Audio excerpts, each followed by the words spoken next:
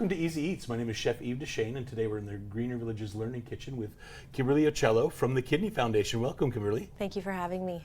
So, Kimberley, it was great. You were in our area, and you're from PEI. So, thank you so much for coming down and visiting us today. Yeah. And we're going to talk about the Kidney Foundation. We are. And we're going to make a lovely recipe from one of the cookbooks off the website. From the Kidney Community Kitchen. Yeah. Right on. So, before we get started, let's talk about the Kidney Foundation. What does the Kidney Foundation do? So we support those living with kidney disease. So we support them, we support their families. One of the big things that we do is short-term financial assistance. Okay. So offering that support to families that potentially somebody has, had to quit their job or had to leave their job due to kidney disease, treatment, etc. So giving them some support in the way of grocery cards or covering their traveling expenses or their accommodations if they have to travel away from home for treatments, etc. So that's one of the big things that we do, in addition to offering peer support. So being able to talk to people with lived experience who have been through what it means to have a kidney disease diagnosis, and then being able to talk to those people and get a better understanding takes away a little bit of the fear of the unknown. So those are two of the core programs that we offer. How long have you been with the foundation? I've been with the foundation just over 2 years. I had been working in the corporate world for many, many years in a sales and marketing role, and decided that I wanted to do something from a charitable nonprofit perspective. I had lost my father to kidney cancer, so this was something that was a really good fit for me. So now I feel like I can really give back, and it's very rewarding to work for the Kidney Foundation. So like other organizations, there's fundraising drives and things like that. How does the Kidney Foundation raise their money? So one of our flagship events is our Kidney Walk. Okay. So Kidney Walk happens across the country. So at the Atlantic branch, we manage walks in New Brunswick, Nova Scotia, PEI, and also in Newfoundland. We have 3 walks that happen here in New Brunswick, in Moncton, St. John, and Fredericton. Those walks were done in June and in September. So the walks are done for this year, but we're obviously always looking for more people to come out and join us. We did have successful walks this year, did raise a lot of money, and it's just a nice way to get the communities involved, get people out. We always hope for beautiful weather. Sometimes we get it, sometimes we don't, but it's always nice to bring the community together and raise funds for the Kidney Foundation. How does one get involved with the Kidney Foundation? So we're always looking for volunteers. Mainly for events, so we have committees, etc., that work with us for the events that we run. We also do actually a farm to table in Nova Scotia. We do a dinner in PEI, and actually looking at bringing a gala or a dinner to New Brunswick as well. But if you go to kidney.ca, there's a drop down to how to get involved, and you can reach out to us and let us know what kind of skill set do you have, or what are you looking to do, how many hours are you looking to dedicate, and then we'll get in touch with you and share what types of opportunities we have available. Cool. So what kind of opportunities would be available to someone who's volunteering? So you could do things like event day, so helping with registration, people that are coming up bringing in their registration, so there's a registration table at our Kidney Walks. You could help with just setting up, so putting up the banners, getting everything ready, helping us get donation prizes, things like that, just so that we like to reward the people who have, put a lot of effort into raising funds for us.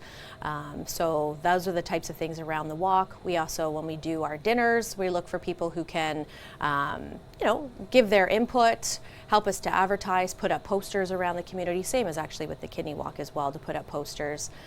So there's a number of different opportunities. And then if there are like a skill set that somebody has, if they come with creative design and they'd like to design a poster for us, or which we've had people do in the past, or anything that you could bring, we're open to different suggestions as well, of the skill set that people could bring to us, and ideas that they want to bring to us.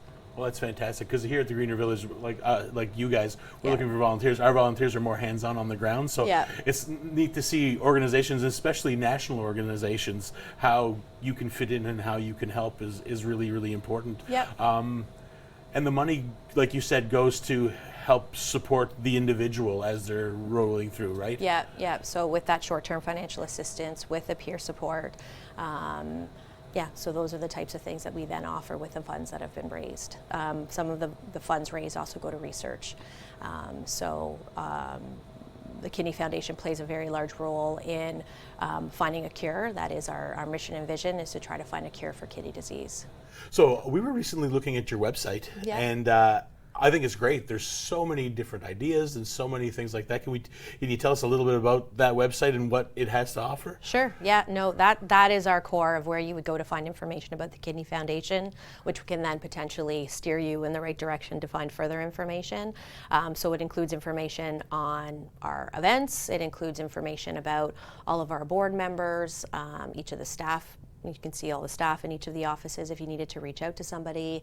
It has information about all of our programs and services.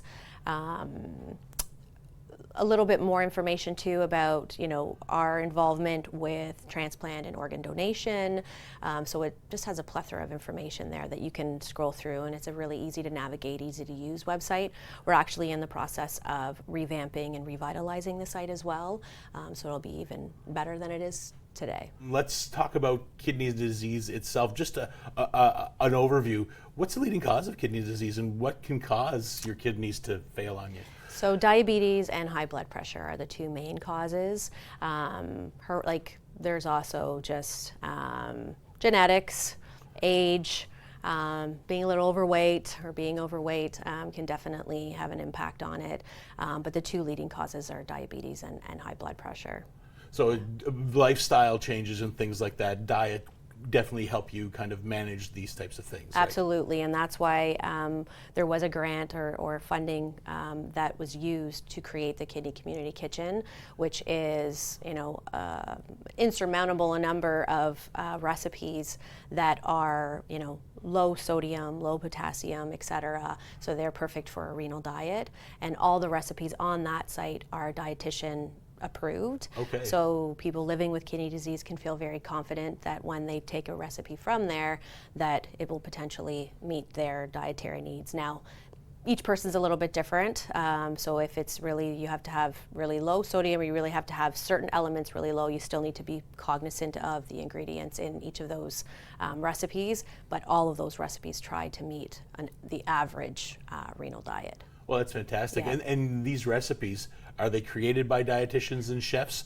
Or can someone kind of say, I've got a good idea for this, or I've been eating this so long, can they submit a recipe to you as well? Yeah, and that's the great thing, and I think that puts the community into community kitchen, is that the community can get involved. So if you do have a good idea, you have a great recipe, you can submit that. It gets dietitian approved, and as long as everything follows the guidelines, it will then get uploaded and put onto the site. What is kind of a renal diet? Yeah, and it's kind of a very big question, in that depending on where someone's at in the stages of their kidney disease, what their blood work is indicating, et cetera, it will vary from person to person. Ultimately, we want a lot of whole foods, we want a lot of veggies and fruits. We want something that's low in sodium, often low in potassium. So there's just different elements that people need to be very aware of when they are living with kidney disease. So the best thing is to just consult your doctor, 100%. Speak with a dietitian, make sure that you're doing what you need to do, and then everything should work out well for you. Exactly. Yeah, I would always refer to your doctor of just making sure of things that they're telling you to potentially eat more or less of.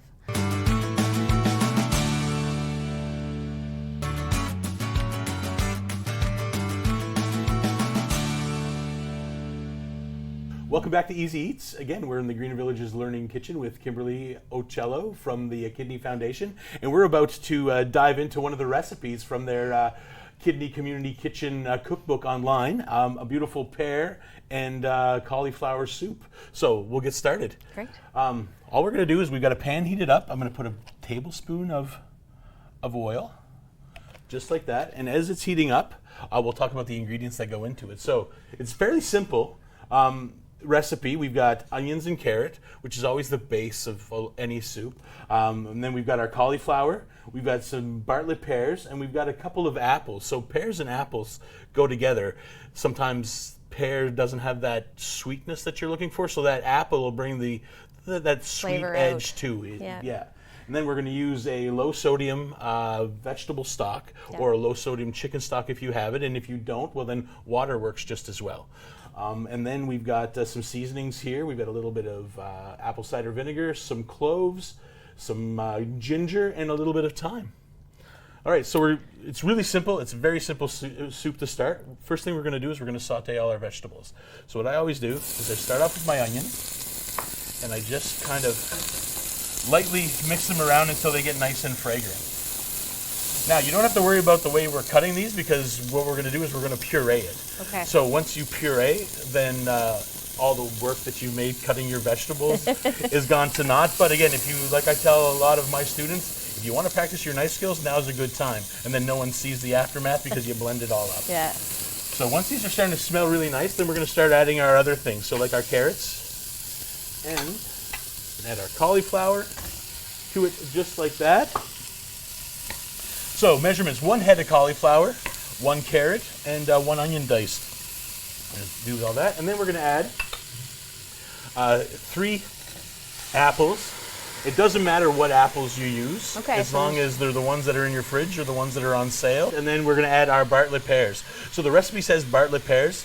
Bartlett pears are the ones that are the most common that you can find at the grocery store, the most approachable. And I think they're a little bit softer and a little bit sweeter than, say, a Bosch. Okay. So, but again, it really doesn't matter. If you've got pears, then you use what you've got. Use what you got. Yeah. If you don't have pears and you just have apples, then go right ahead.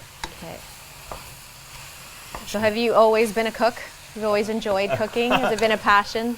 It always is. It's kind of one of those funny things where you start off when you're younger, and I like being in the kitchen, and I like following my grandmothers around and learning how to cook that way. And then when Mom was cooking, and one day I said I can do that. Yeah. And then. Well, and my mom let me, and then next thing you know, I was making supper most of the time. Okay. But it wasn't something that I wanted to throw myself into. It was something that I did because I enjoyed the rush. And when I started working as a dishwasher in kitchens, and it kind of developed from there. Yeah. And it got to a point where I needed to know more, so I went to school. And then now here I am. Here you are.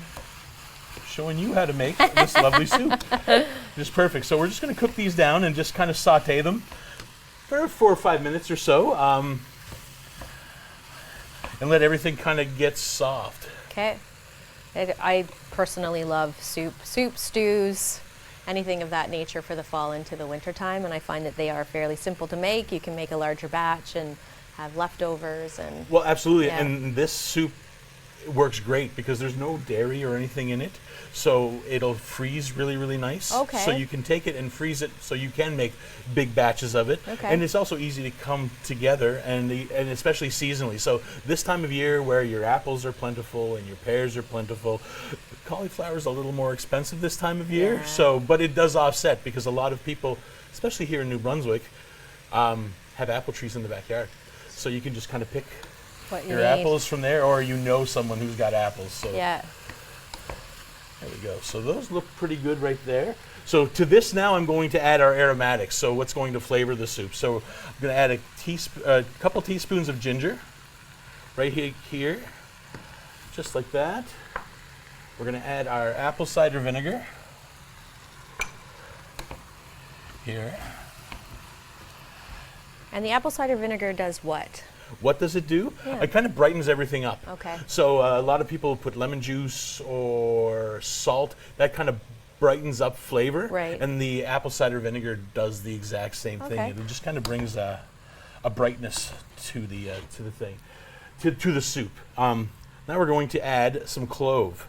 So I was always interested about this here, and I read a little bit more, because clove isn't something that I lean towards when I'm making this soup. I would lean towards nutmeg or cinnamon, because clove's a very powerful, strong spice, and a little goes sometimes too far, and all you taste is clove. Yeah. But as I was reading through and interested, it's neat to say that clove helps with the renal diet. It has anti-inflammatory, antioxidants that help kind of work things along. So again, clove, use it wisely because a little goes a long way. And I remember dinners that we've had that when there was a little too much, that's all you could taste. And then it just kind of ruins everything, right? Yeah. And then we're going to be adding a 1/4 cup of honey. Again, this is going to help with the sweetness, even though there's a lot of apples, but it'll mellow out the sweetness and round the sweetness out. And this honey comes from our hives here at the Greener Village. Oh, wow. So there we go. And I think honey has some antioxidant properties as well. Well, honey is the perfect food. It never goes bad. It's an antiseptic. In ancient times, when Greeks went to war and say they got sliced by a sword or anything like that, that's what they would do. They would just smear honey on the wound, and it would keep anything from coming out, and it would prevent anything from getting into the wound. So yeah. And it is. It's a really nice, and it's a natural sweetness. So you notice that the sweetness that we're putting in here, there's no sugar in here. There's natural sugars from the fruits, from the honey. Yeah. There we go. So everything is cooked down now, really and it good. smells really, really nice. So what we're going to do now is all I'm going to do is we're going to top it up with some vegetable stock, right like that, just to cover. And when you make a vegetable stock, what are some what are some necessities to have in a vegetable stock? To give it some flavor.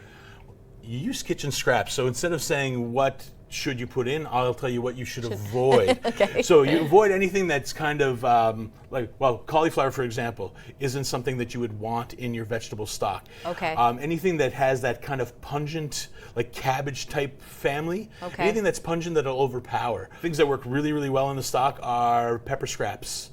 Any kind of celery, carrot scraps, onion scraps. Avoid peelings. So avoid potato peelings or things like that. Anything that would muddy or cloudy up your. Yeah. But anything else you can put into your. And all you do is basically cover it with water, let it simmer for 45 minutes to an hour. Strain it out, and then you have your lovely stock. Okay. And then that as well you can put into, and what I do is I put it into ice cube trays or into small containers, and I toss them into the freezer. And then if I need a little bump or something like that, it's a concentrated cube that you can just add to a soup. Nice. Or even better, when you have kids and the soup is too hot, but you don't want to dilute it, well, I'll pop out a little square and I'll pop it right into the soup. And it'll dilute out, and then that way they're still getting a good soup without the watery mess. That's a really good idea.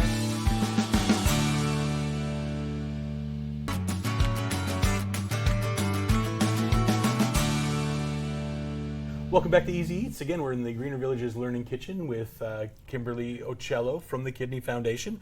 Our soup is done now. It's on a simmer. We've let it go until everything is soft.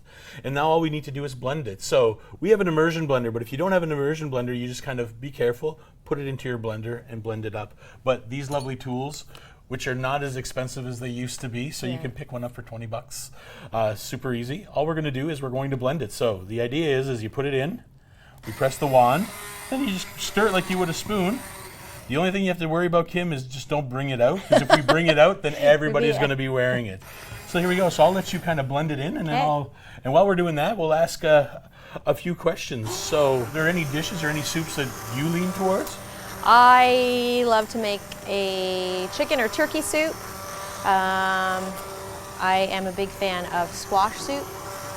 And then I do like to make stews and stuff just in the slow cooker. Something like warm and cozy for those cold fall, winter days. Absolutely, and then we're right in the right time of year for all of this stuff. Speaking of squash soup, apples and pears would go really, really nice. So you can kind of make this soup, but substitute your cauliflower for squash. That sounds really nice. Any type of squash, really. Yeah. And your favorite soup? My favorite soup? I really don't have one. No? I like making soups. That's my favorite thing to do as a chef, is make sauces and soups. So, I mean, I play around with all kinds of different stuff. I made a lovely mushroom soup yesterday from the mushrooms that we grow here on the property. So that was a lot of fun. Just trying to get the last chunks in there. Want to give that a last... last whir? Yeah.